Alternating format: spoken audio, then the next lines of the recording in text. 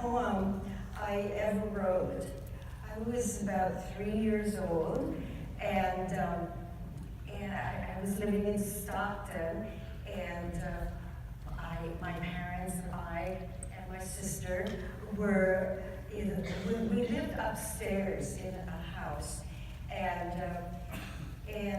I had two great uncles, and they had a little vegetable farm, and every day they drove their vegetable wagon into town. And the vegetable wagon was an old stagecoach, and it was drawn by two black horses.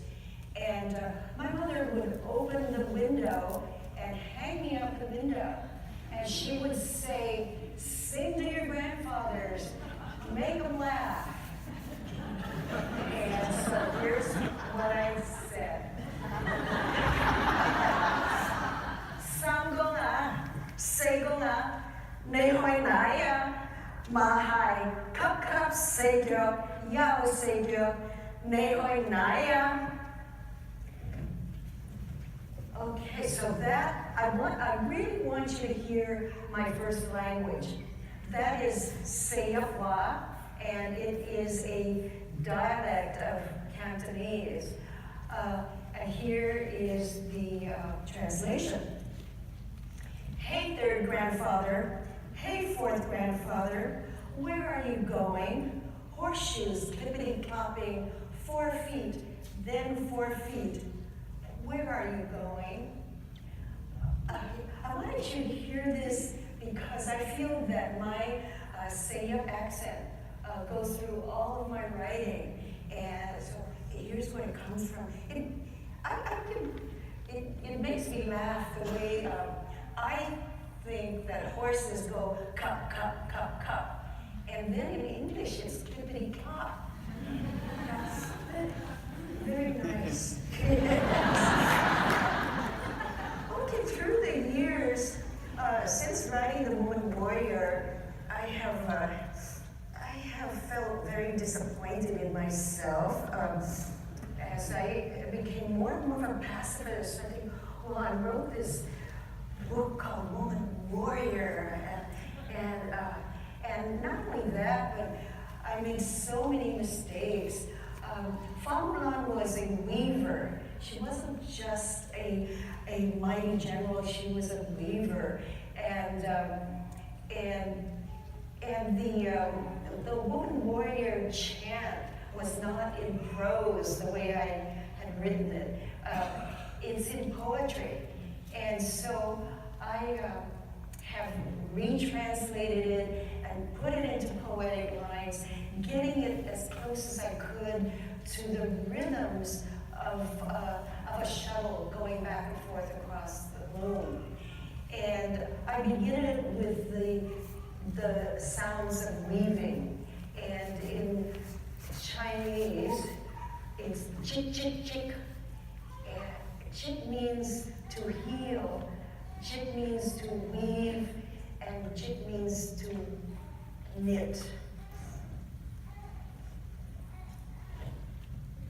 And it's also not a war chant, it's a coming home from war chant. Chick, chick, chick, chick, chick, chick. Fa Muklan is weaving the shuttle through the loom when news of the draft comes. Each family must provide one man to be a soldier in the army.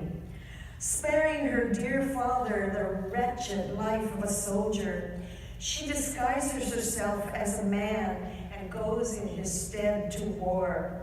With a horse, heavy armor, and her hand-fitting sword, she fights wars. She is away long years and many battles, so long a time that her father and mother grow old and die. At the head of her army, giving chase and being chased, she suffers wounds. Blood drips red from the openings of her armor. Her army, chasing and being chased, passes her home village back and her home village 6 times, back and forth past her home. But she cannot stop to place offerings on the graves. She wins in terrible battle. The king proffers reward. Famuklan asks to return home.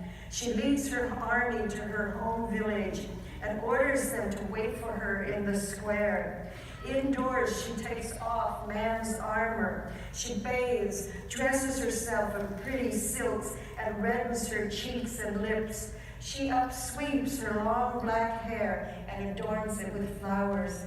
Presenting herself to the army, she says, "I was the general who led you. Now, go home." By her voice, the men recognize their general. A beautiful woman. You were our general, a woman. Our general was a woman, a beautiful woman. A woman led us through the war. A woman has led us home. Famuklan disbands the army. Return home. Farewell. Beholding and becoming yin, the feminine, come home from war. Chick, chick, chick, chick, chick, chick.